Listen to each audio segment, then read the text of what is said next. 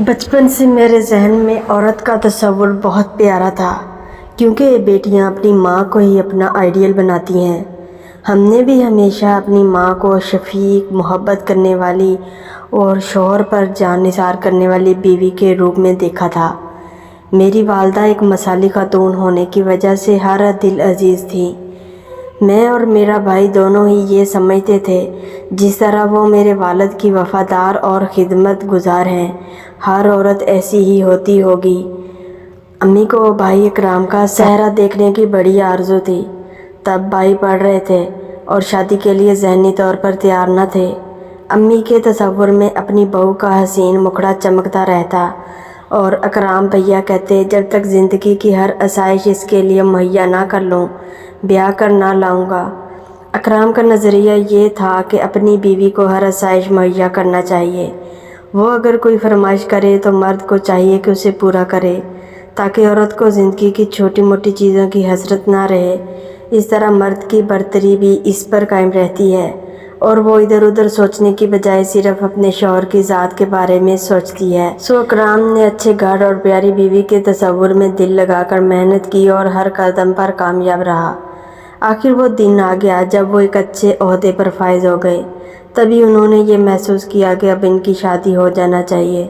والدہ نے بھی محسوس کر لیا کہ اکرام گھر بسانا چاہتا ہے۔ انہوں نے میری ماموزاد سے اس کی شادی کروانا چاہی، مگر بھائی کو وہ پسند نہ تھی۔ انہوں نے دور کے ایک رشتہ دار کی لڑکی صبا کا نام لیا، جو دراز قد اور خوبصورت تھی۔ امی نے سوچا کہ چلو جہاں میرا بیٹا راضی ہے ادھر ہی رشتہ کر دوں تو اس میں کیا حرج ہے۔ یوں صبا کے والدین کے گھر پیغام بھیج دیا گیا۔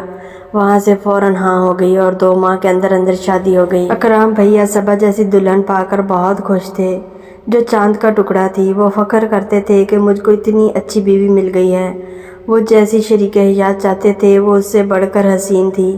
1 ماہ کی چھٹیاں پلک جھپکتے گزر گئیں اور وہ اپنے فرائض کی بجا آوری کے لیے راولپنڈی چلے گئے۔ تبھی انہوں نے اچانک اپنی بیوی کے رویے میں کچھ تبدیلی محسوس کی۔ شروع میں اسے وقتی کیفیت خیال کیا، وہ پیار کا جواب بے رخی سے دینے لگی تھی۔ یہ اسے بھی ناز و انداز سمجھ رہے تھے۔ یہ تو کوئی سوچ بھی نہ سکتا تھا کہ ہمارے گھر میں ایسا ڈرامہ کھیلا جائے گا جس پر مرد قتل اور عورتیں خودکشی کر لیتی ہیں۔ ایک روز وہ دفتر سے گھر آئے تو انہیں لگا کہ ملازم کچھ کہنا چاہتا ہے مگر کہہ نہیں پاتا۔ وہ صاحب جی کہتا پھر چپ ہو جاتا۔ بھائی سمجھے اس کو کچھ رقم چاہیے۔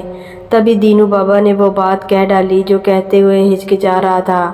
بتاتی چلوں کہ بھائی کو دفتر کی طرف سے جو گھر ملا تھا وہ الگ تھلگ کسی ایک آبادی میں تھا، جہاں ان کے ساتھ بابا دینو بھی رہتے تھے اور ہم سب گھر والے اپنے شہر میں تھے۔ جو بات بابا دینو نے کہی اس سے میرے بھائی کو شدید ذہنی صدمہ پہنچا۔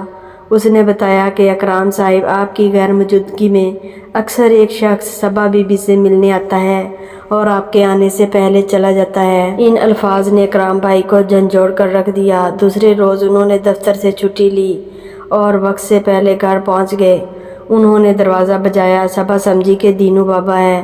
اس نے دروازہ کھولا تو سامنے شوہر کو پا کر فک رہ گئی، حالانکہ اس نے دینو کو کہہ رکھا تھا کوئی آئے تو مجھے فوراً باہر سے فون کر کے اطلاع کرنا۔ شاید اسے اس بوڑھے بابا پر اعتماد تھا، حالانکہ یہ اس کی بھول تھی۔ وہ ملازم تو اکرام بھائی کا تھا۔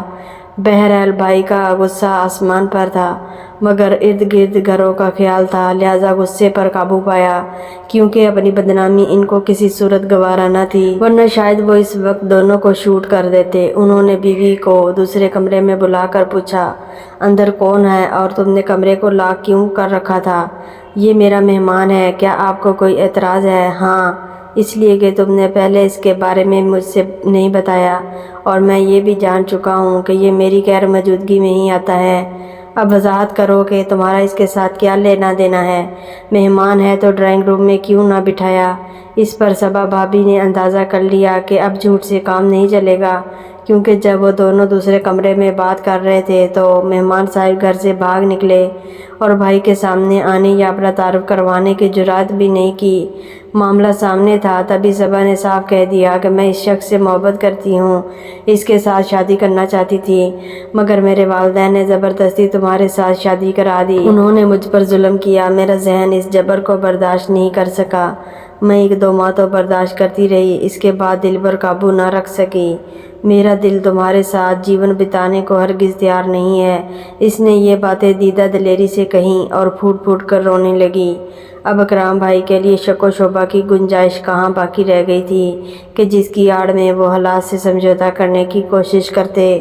بلک بلک کر رونے کے سبب وہ بیوی کے ساتھ سختی سے بھی پیش نہیں آ سکتے تھے۔ کبھی کبھی صاف گوئی اور اقرار جرم بھی اگلے کو بے بس کر دیتا ہے کہ وہ مجرم کے ساتھ سختی کرے یا نہ کرے۔ صبا نے سچ بات کہہ کر اکرام بھائی کو اتنا بے بس کر دیا کہ ایک لفظ بھی ان کی زبان سے ادا نہ ہو پایا۔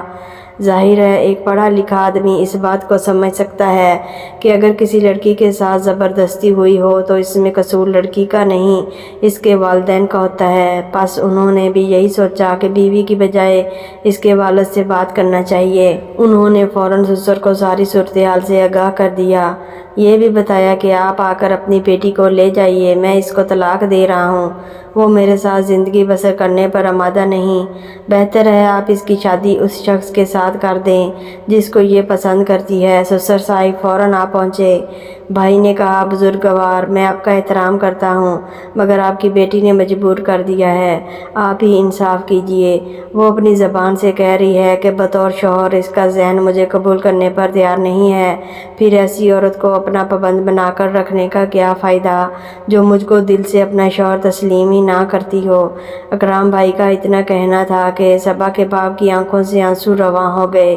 اس بوڑھے شخص نے جس کا سر روئی کے گالے کی مانند سفید تھا، اپنے کانپتے ہاتھوں سے ٹوپی اتار کر ان کے قدموں میں رکھ دی اور ہاتھ جوڑ کر التجا کی، میرے بیٹے یہ بے وقوف اور نادان ہے، وہ آدمی غلط قسم کا ہے، خدا کے واسطے ایسا مت کرنا، اگر تم نے طلاق دے دی تو بڑھاپے میں خاندان والوں کو کیا منہ دکھاؤں گا، تم صبر سے کام لو، اچھے ہی بروں کو سنبھال لیا کرتے ہیں تو وہ کھائی میں گرنے سے بچ جاتے ہیں۔ ابھی میں اسے ساتھ لے جاتا ہوں، سمجھاتا بجھاتا ہوں، مگر طلاق دینے میں عجلت سے کام نہ لو۔ گویا وہ کہہ رہے تھے کہ آنکھوں دیکھی مکھی کو نگل لو۔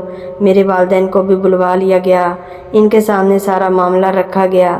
انہوں نے بھی صبا کے باپ کی حالت پر ترس کھاتے ہوئے بیٹے سے کہا، تم کبھی بھی طلاق دے سکتے ہو، فی الحال ایک بار انہیں سمجھانے کی مہلت دو، گھر بار بار نہیں بستے، صبا سے بڑی 4 بیٹیاں اور بن بیاہی ہیں، ابھی صبا کو ان کے ساتھ جانے دو اور ہم کو بھی سوچنے دو۔ اکرم بھائی بھی کا بھی دل ہرگز آمادہ نہ تھا، کیونکہ جس تن لاگے وہ ہی جانے۔ انہوں نے پھر بھی اپنے والدین کے کہے کی لاج رکھی اور فوری طلاق نہ دی۔ سسر کی بے بسی کا خیال کرتے ہوئے ان کا بھرم رکھ لیا۔ صبا باپ کے ساتھ چلی گئی اور اکرام بھائی کی نیندیں بھی اپنے پلو میں باندھ کر لے گئی۔ کچھ عرصہ بعد سسر صاحب ہمارے والد کے پاس صبا کے ساتھ لاہور آ گئے۔ انہوں نے کہا، میں نے بیٹی کو سمجھایا ہے، اب یہ بھی ایسا نہیں کرے گی۔ صبا نے بھی میرے والدین کے قدموں پر ہاتھ رکھ کر معافی مانگی اور بڑی قسم کی ضمانت دی کہ وہ آئندہ ہمیشہ اپنے شوہر کی وفادار رہے گی، اس شخص سے کبھی نہیں ملے گی۔ یہ بھی باور کروایا کہ وہ صرف اس سے ملاقات کر کے چلا جاتا تھا، وہ دونوں گناہ سے دور تھے۔ اس بات پر بھی اس نے کلام پاک کی قسم کھائی۔ میرے والدین ان کو ساتھ لے کر اکرام بھائی کے پاس راولپنڈی پہنچے۔ ان کو سمجھایا بجھایا کہ صبا نے قسم کھائی ہے اور اس کے والد ضمانت دے رہے ہیں کہ اب ایسی غلطی نہ کرے گی، اگر دوبارہ شکایت کا موقع دیا تو بے شک طلاق دے دینا۔ بھائی نے بھی بزرگوں کی شرم رکھ لی اور صبا نے شوہر سے بھی قسمیں کھا کر معافی تلافی کر لی تو انہوں نے اس کو رکھ لیا۔ صبا نے صریحاً فریب سے کام لیا تھا۔ اس کے دل میں تو ایسی آگ بھڑک رہی تھی جس کو نہ بوڑھے باپ کے آنسو بجھا سکتے تھے، نہ شوہر کی وفا راکھ کر سکتی تھی۔ ایسے باز آنا تھا اور نہ باز آئی، بلکہ اور زیادہ دیدہ دلیری سے اس شخص سے ملنے لگی۔ اب وہ اسے گھر میں نہ بلاتی، کسی رازدار سہیلی کے ذریعہ باہر ملتی۔ کہتے ہیں انسان کے پیروں پر کوئی پہرا نہیں دے سکتا، جس نے جو کرنا ہو کر گزرتا ہے۔